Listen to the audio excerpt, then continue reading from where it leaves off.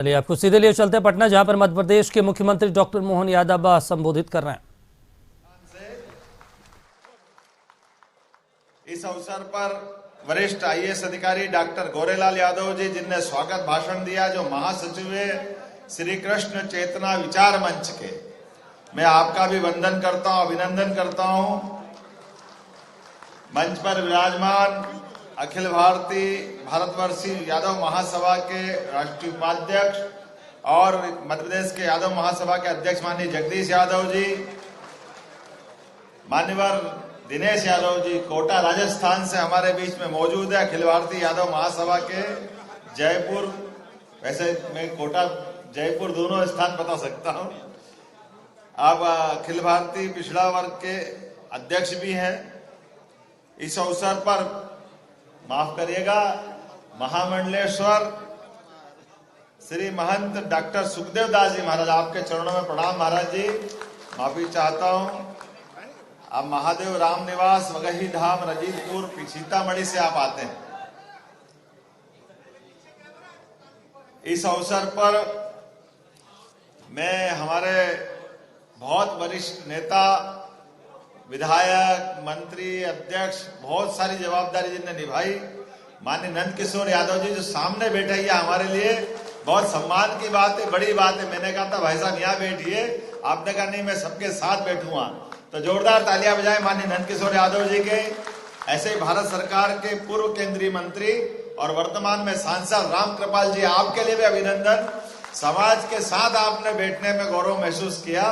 मैं आप दोनों को भी हाथ जोड़ के प्रणाम करता हूं, आप सबको प्रणाम करता हूं। और अपनी बात को छोटे से मैं कहूंगा, क्योंकि मुझे मालूम है कि हम और आपके बीच का जो रिश्ता है वो शब्दों से ज्यादा भाव का है। कुछ मैं कहूं, कुछ आप कहो, जो मैं ना कह सकूं वो आप अंदर से कह रहे हो, और जो आप कह रहे हो मैं सब समझ रहा हूं, इसमें कोई अंतर नहीं है। हमारे इस अवसर पर बहुत अच्छे संचालन कर रहे हैं प्रोफेसर अनिल जी, अभिनंदन करें महासचिव अनिल जी का, वाकई अभिनंदन करने लायक कि अनिल जी का जो मंच का संचालन है, उसका अनुशासन है, अपनी बात को भी बहुत सुव्यवस्थित रूप से रख रहे हैं।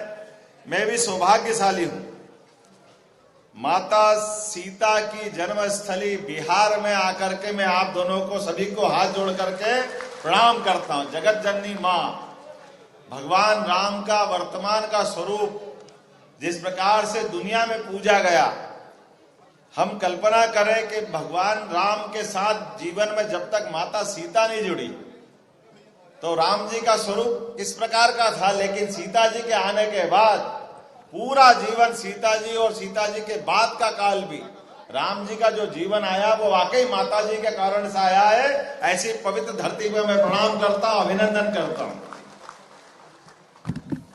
मैं खास करके बिहार के नाम के मामले में मेरा थोड़ा महाराज जी कंफ्यूजन है। मैं समझने के लिए आपसे भी चाहता हूं कि यूपी बिहार दोनों की जय बोलने के लिए बिहार का नाम बिहार है या कुछ अलग हटके है। मैं तो इसको इस रूप में ही देखता हूं, बोले वृंदावन बिहारी लाल की। भगवान कृष्ण के नाम पे जिन दो राज्यों का नाम आता है उसमें से उत्तर प्रदेश और बिहार है, इसके बाहर कुछ है क्या? ये जो आनंद हमारे सबके सामने है, दोनों राज्यों के नाम अपने आप आ जाते हैं एक जयकारे में। ये यश कौन दे सकता है? ये केवल एक ही नाम दे सकता है जिसका एहसास हम सबको है। मैं तो सौभाग्यशाली हूं जिस धरती पर बात कर रहा हूं, ये भगवान महावीर स्वामी की धरती है, जिनके आधार पर बिहार की अलग पहचान बनती है। सम्राट अशोक की धरती है। सम्राट अशोक का मध्य प्रदेश और उज्जैन से खास करके एक अलग रिश्ता रहा है। अशोक 10 साल तक उज्जैन में कुमार करके थे तत्कालीन समय में, जिनकी संघमित्रा और महेंद्र 2 संतानें भी हुई थी। और ये हजारों साल से अपना मध्य प्रदेश और बिहार का रिश्ता रहता आया है।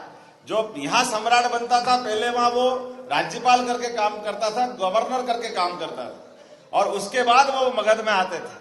पूरे देश के शासन संचालन में मध्य प्रदेश की भूमिका रहती थी। और बाबा महाकाल की नगरी, जहां से राजा सूरसेन यादव की लड़की से भगवान कृष्ण का 5वां विवाह हुआ, जिसका नाम मित्रविंदा है। भगवान की शिक्षा दीक्षा भी वहां हुई। कई बार कोई लोग अपने समाज को कहते कि शिक्षा की बात का महत्ता बताएं, तो जरूर बताना चाहिए, माननीय न्यायमूर्ति जी ने भी कही है। लेकिन शिक्षा के मामले में हमारा समाज कितना जागृत है, इसका उदाहरण 5000 साल पहले भगवान कृष्ण के काल से भी जुड़ता है।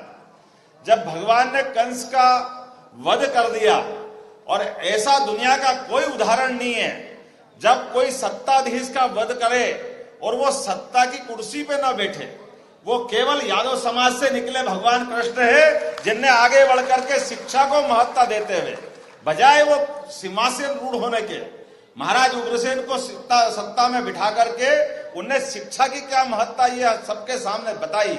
और हमको सबको मालूम है, एक ऐसे विद्यार्थी के नाते से भी उनकी पहचान है जो 5000 साल पहले उज्जैन में शिक्षा ग्रहण करने गए।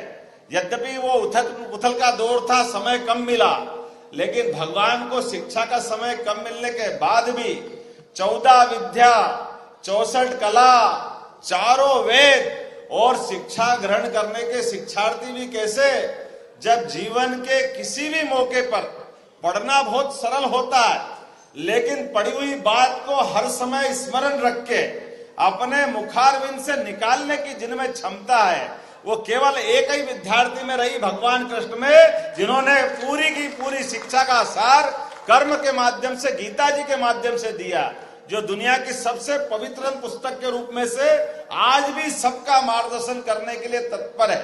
कोई भी क्रांतिकारी हो, कोई भी आजादी के सिपाही हो, अगर गीता नहीं पढ़ी तो उसको लगता जीवन अधूरा है। महात्मा गांधी से लगा करके हमारे तमाम क्रांतिकारी और दुनिया के सभी लोग जीवन में किसी मार्ग में बढ़ना, जिनने भी बड़ा संकल्प किया, गीता सदैव उसका पाथेय बनकर मार्गदर्शन करती रही है। ये हमारा सौभाग्य है। हम सब भगवान कृष्ण को हमारे वंश का तो मानते ही है, लेकिन भगवान कृष्ण की पहचान कैसी है?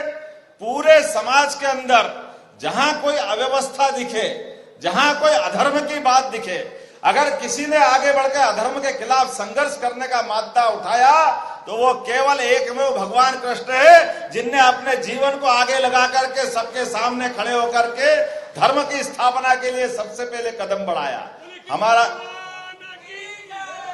धीरे से क्यों बोल रहे हो, जोर से बोलो, गोपाल कृष्ण भगवान की जयकारा हो तो ऐसा हो, गगनचुंबी हो, आनंद आना चाहिए कि हाँ, हम जिनका जयकारा लगा रहे हैं वो जयकारे का आनंद हमको आ रहा है कि नहीं आ रहा है। और आप सब तो सौभाग्यशाली हो। बिहार के लोगों के लिए तो कई कई कारणों से मैं प्रणाम करता हूँ, आपका आनंद महसूस करता हूँ। मैं माँ छिपरा के तट से आकर के गंगा के तटवासियों को प्रणाम करके उसका स्पंदन महसूस कर रहा हूँ, उसका आनंद महसूस कर रहा हूँ। यह एहसास मुझे है कि जिस प्रकार का समय चल रहा है, इस बदलते समय में वाकई हम सब देख रहे हैं कि लोकतंत्र को सच्चे अर्थों में जिंदा रखने में आज के समय में हमारे अपने समाज की भूमिका बहुत बड़ी है, और उस भूमिका को हम सब समझते हैं। ये अलग बात है कि हमारे उस भूमिका में से कई सारे कोई कई अर्थ निकालते रहते हैं। मैं उनकी परवाह भी नहीं करता, वो निकाले, उनको जो निकालना है। हम सब तो उस तरह के लोग हैं जिनके लिए अपने इस समाज की सेवा करते करते प्रदेश और देश की सेवा के साथ साथ भारत का मान दुनिया में बढ़े, इस दिशा में हमको आगे बढ़ने की आवश्यकता है। और यही तो हम हजारों साल से करते आए हैं, और यही हमारा कर्तव्य है। इससे अलग क्या है? परमात्मा ने हमको जहां जिस जगह जन्म दिया है, एक अनूठा संयोग हमारे साथ जुड़ता है। हम अगर गोपाल कृष्ण बोलते तो केवल बोलने के लिए नहीं बोलते, हमारे घर में गाय है इसलिए गोपाल बोलते हैं। तो परमात्मा से, प्रकृति मात से प्रेम करने का उदाहरण अगर कहीं दिखाई देता है तो निश्चित रूप से वो यादव समाज से दिखाई देता है, जो माँ गौ को पाल करके भी अपना जीवन चलाते हैं, लेकिन परमात्मा के माध्यम से प्रकृति प्रेम को भी दिखाते हैं। जो प्रकृति से प्रेम करता है, जो जीव मात्र से प्रेम करता है, वही तो गोपाल हो सकता है। इसके अलावा कौन गोपाल होता है? गोपाल वो नहीं होते। दुनिया में कई देश है हमारे अलावा, अमेरिका, इंग्लैंड, गाय माता बहुत सारे लोग पालते हैं, लेकिन उनके पालने के तरीके और हमारे पालने के तरीके में कैसा अंतर है? अमेरिका, इंग्लैंड, यूरोप, उनके देशों के अंदर अगर गाय पालते, जब तक दूध दे तब तक दे, और बाद में कटने के लिए वो खुद देते हैं। ये हम कभी भारत में सोच नहीं सकते, क्योंकि हमने 33 करोड़ देवी देवता का वास उनमें देखा है, हमने माँ का स्वरूप उसमें देखा है। और हम तो जिनके जय जयकार कर रहे हैं उनकी कभी कल्पना करो, भगवान कृष्ण का जीवन अगर हमारी कल्पना में ध्यान में आएगा कि ऐसा बालक जिसका जेल में जन्म हुआ हो, कितने कठिनाइयों के बाद भगवान ने अपना जन्म उसके सिद्ध किया होगा। जिस बालक का जेल में जन्म हुआ हो, जिसको पैदा होने के बाद अपनी माँ का दूध नहीं मिला हो, माँ यशोदा जिसको पाल के बड़ा हो करती है, लेकिन पूरे जीवन भर वो बालक ना डरता है ना भयभीत होता है, वो हर दुनिया की चुनौती का सामना करता है, वो सच्चाई के मार्ग पे चलता है, जो हमको आज भी रोमांचित और गर्व से भर देता है। श्रद्धा, भक्ति, आस्था ये ऐसे ही पैदा नहीं होती है। इस आस्था, श्रद्धा, भक्ति पैदा करने के लिए समूचा जीवन को एक तरह से दुनिया के सामने प्रदर्शित करने की, जिनकी आध्यात्मिक चेतना जीवन भर काम आती है, ऐसे गोपाल कृष्ण की जय जयकार करते हुए हम सब महसूस कर सकते हैं। परमात्मा की कृपा से वर्तमान के समय में, ये समय तो लोकतंत्र का है, और कितनी अच्छी बात है कि मैं जहां से आता हूं, मेरे को लाने के लिए एक द्वारकाधीश के अनन्य भक्त, हम जिनको प्रधानमंत्री करके देखते हैं, ऐसे नरेंद्र मोदी जी के माध्यम से आपके इस मिल मजदूर के परिवार के बालों को मौका मिला है। मुझे इस बात की प्रसन्नता है। मैं ये नहीं कह सकता कि मेरे पिताजी, चूंकि पिताजी के नाम के आधार पर कोई पहचान नहीं है, उनने अपने जीवन की कठिनाइयों से बच्चों को जो बालक बड़ा करने का जो संघर्ष होता है, उस संघर्ष की भट्टी से तप करके उनने अपना जीवन निकाला है। लेकिन हमको इस बात की प्रसन्नता है कि जीवन के संस्कार देने का अधिकार तो पिता को होता ही है। भले ही उनने अपनी मील मजदूरी करी होगी, लेकिन बालक के अंदर संस्कार देने का प्रयास किया। मैं इसलिए अपने माता पिता को भी प्रणाम करता हूं और अपने समाज को भी इस माध्यम से मैं बहुत बताना चाहता हूं कि जीवन में कहीं से भी आप शुरुआत करें, कितनी भी कठिनाइयां आए, कैसे भी आगे बढ़ने का मौका मिले, अपने इष्ट को याद करिए, भगवान कृष्ण को, जिनको कितने कष्ट आए थे, कौन से तकलीफें भगवान ने नहीं सहन करी, और आज भी हमारे समाज जीवन में कितने कष्ट हो सकते हैं। लेकिन इन कष्टों के बावजूद भी हमको मालूम है, इस देश में चाय बेच करके जिनका परिवार चलता हो, वो देश का प्रधानमंत्री बन करके दुनिया में गौरवान्वित करने का जिनमें साहस है, जिनकी माता किसी के घर में जाकर के बर्तन साफ करके अपने बच्चों को लालन पालन करने की जो कितनी कठिनाइयों से उनने अपने को बच्चे का पालन किया होगा, ये कितने दर्द की बात है। लेकिन उनने अपने बालक के संस्कार दिए। ऐसे हम में से हर एक की कहानी हो सकती है, हर एक के जीवन में ये कठिनाई हो सकती है, लेकिन ये कठिनाइयां तात्कालिक होती है, ये क्षणिक होती है। इन कठिनाइयों से अगर हम घबरा जाए तो हमारी मूल चेतना से हम अपने आप को दिग्भ्रमित कर लेंगे, उससे हम दाएं बाएं कर लेंगे। और आपने तो समिति का नाम कितना अच्छा रखा, श्री कृष्ण चेतना विचार मंच। कृष्ण भगवान का नाम का अगर दूसरे अर्थों में भी अर्थ निकालो, जिनको कृष्णा करके कहते हैं, तो कृष्णा किसको कहते हैं? जिसको किसी बात की तृष्णा नहीं, वो है कृष्णा। जिसको अपने जीवन में कोई तृष्णा नहीं, वो सच्चे अर्थों में कृष्णा है। हमारे जीवन में कई ये शब्दों के अर्थ तो पकड़ो। चेतना बोलते ही अपने रोम रोम में रोमांचित आ जाए, अपने रोम रोम में उत्साह, उमंग और ऊर्जा का भंडार निकल पड़े, तो चेतना कहते हैं। और आपने तो पूरा नाम ही उसके माथे रख लिया है, श्री कृष्ण चेतना विचार मंच।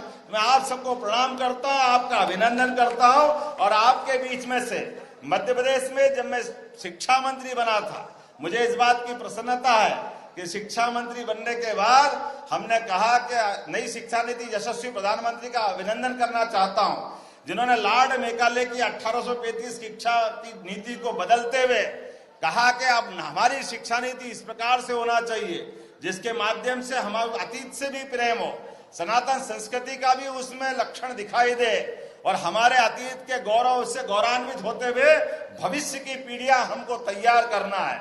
और मुझे इस बात की प्रसन्नता है, जब अगर इतना विराट फलक देखेंगे तो उसमें भगवान कृष्ण और भगवान राम कहां जा सकते हैं। निश्चित रूप से हमने नई शिक्षा नीति में मध्य प्रदेश के अंदर भगवान राम और भगवान कृष्ण के जीवन के विविध प्रसंगों को अंदर पाठ्यक्रम का हिस्सा बनाने का प्रयास किया कि इसके माध्यम से हमारी भावी पीढ़ियों को हम संस्कार देंगे। तो आज के इस अवसर पर आप सबने प्रेम से, सम्मान से मुझे ये स्नेह जो दिया है, मैं जीवन भर नहीं भूल सकूंगा। आप सबको प्रणाम करता हूं, अभिनंदन करता हूं।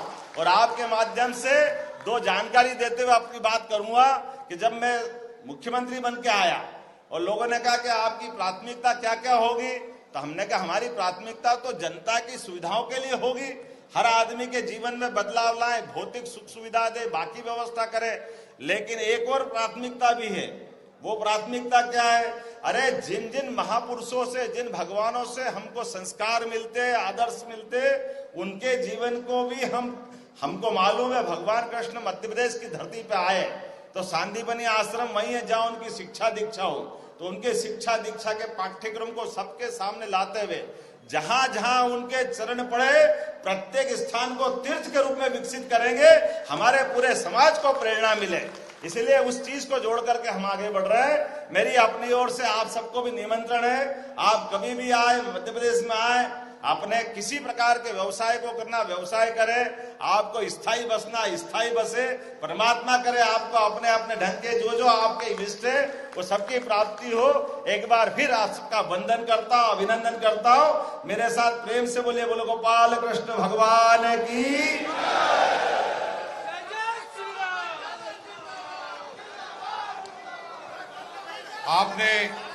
आपने बिहार के यादव समाज को जिस तरह से सम्मानित किया, अभिनंदन किया, हम सभी उसके